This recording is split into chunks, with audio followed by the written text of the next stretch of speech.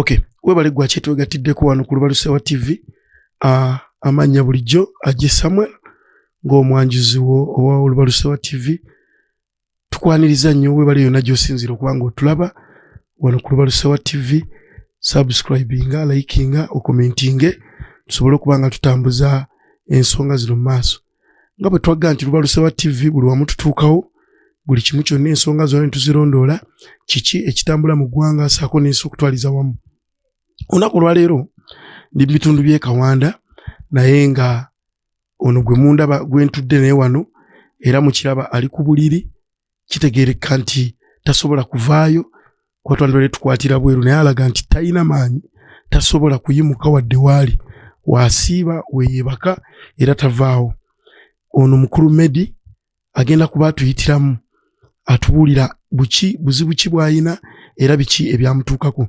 Kyentegeddeko nti yafuna akabenje mu bitundu by'e Luweero eyo gye yali ng'ava n'akolera musajja musuubuzi wa ngoye zino ze tuyita endibota oba engoye enkadde ze yali asuubula, naye ng'essaawa ya kakati takyasobola kuba ng'asobola okukola. Mukulu Medi, tusanyusa okulaba ku Lubalusewa TV. Amannya gange nze Medi. Era mwenna abandaba abambuliriza mbeebaza, mwebale nnyo okundaba era mwebale nnyo okulaba Lubalusewa TV pologulamu eyo, mwebale nnyo okugiraba. Nali nsuubula ngoye nga tugenda mu butale obw'omubuulo. Tuleera nejja n'etutomera. Bwe maliriza okututomera, munnange omu n'afa, eyali mukwano gwange asinga, ne tusigalawo babiri, nze ne munnange era omulala kubanga twali basatu. Munnange omu ye teyakosebwa nnyo, naye nze nakosebwa eggumba ne likutuka. Bwe likutuka ne bantwala ne banteekamu ebyuma.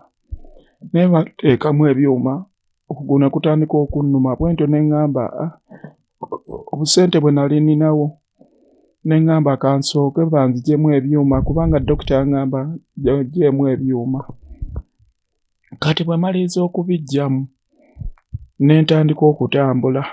Bwe waayitawo emyezi nga 8 okugulu ne kunziramu, bwe ntyo ne nzirayo mu ddwaliro lyaffe ery'eyo e Nakaseke erya Nnongoosa. Bwe bamaliriza okunnongoosa ne nzirayo, bwe naddayo olumbe ne lweyongera okunnuma. Bwe lweyongera okunnuma ne ŋŋendako mu ddwaliro eddala erisingako ku eryo e Mulago. Bwe naddayo e Mulago ne baŋŋamba tulina okukola ki? Tulina okusobola okulaba nti tukulongoosa, ne batandika okugoba ku bya fayiro ennyingiza e Mulago. Ne fayiro eyo ennyingiza e Mulago batandika okumpuuba, komawo luli, komawo luno, komawo luli. Ne nzirayo. Bwe naddayo omulundi ogwasembayo ne baŋŋamba bajja kunnongoosa. Badde sinnaba kugamba nti baddeyo bannongoose, ne mbabuuza ssente mmeka? Bwe batyo ne baŋŋamba evviivi lyayiika, ekirala lirimu amasira munda. Bwe baŋŋamba nti lirimu amasira munda, ne baŋŋamba ebyo byonna byonna okubikolako na buli kimu, ne baŋŋamba beetaaga emiliyoni 20. Ne baŋŋamba emiliyoni 20 eky'amazima nagwawo ekigwo kubanga zirina. Bwe nadda awaka, okugulu ne kweyongera okunnuma kubanga nali sirina kye nsobola kuzzaako, sirina kye nsobola gamba nti oba ntunde kino. Bwe ntyo ne mbeera mu nnyumba. Bwe mbeera mu nnyumba nga wano bw'olaba bw'ati bwe bali, kubanga ennyumba gye nali nina mujja kubuuza nti omusajja omukulu teyalinaayo maka.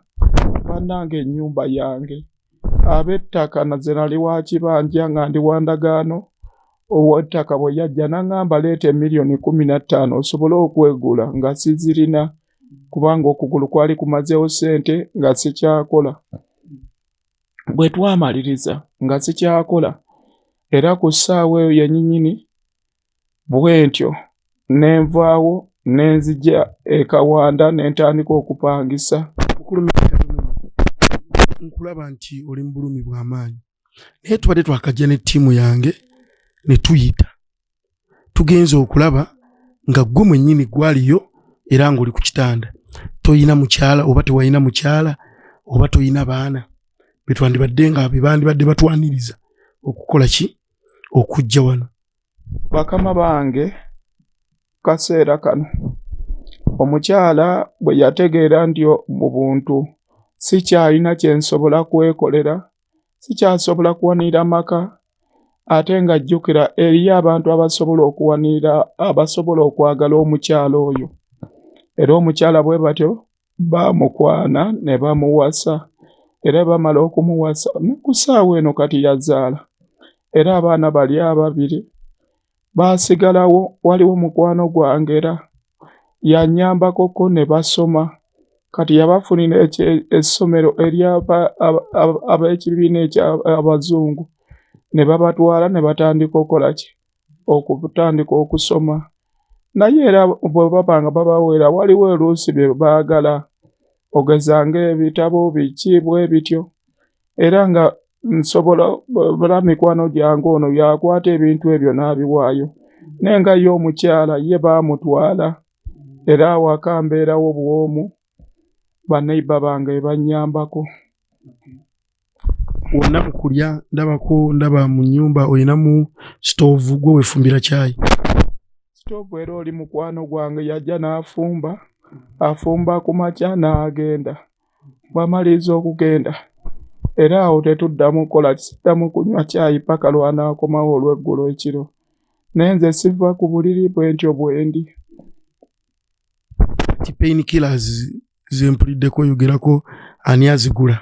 Pain killers zengulako oluusi mikwano gyange ginsindikira y'akasente n'entumya n'engula pain killer era weeziri awo naye oluusi landlord wange annyambako ne nsobola okulaba nti mbeerawo naye atuuse atendewaliddwa kubanga ekyamazima ambeereddewo era abeerawo najja n'aŋŋamba munnange kino bwe kiri naye atuuse ng'ekyamazima amanja ssente okuva natandikira okulwala naye musajja wattu mukadde mwajja ekyokulya era naye era n'abeera ng'ali yeetaaga okusobola okulaba nti ayogerako ku mbeera eriwo kubanga musajja wattu amanja emyezi egiwera amanja emyezi nga 7 naye yasalawo n'aŋŋamba kasooka ndeke male okutereera naye kati ku ssaawa naye mu nnyumba muno mwajjaako okulya mwajja buli kimu kubanga naye era mukadde ate mulwadde. Kati eddwaliro lyakusaba ssente mmeka era abatulaba n'abatuwuliriza weetaaga bakuyambe batya? Abandaba n'abampuliriza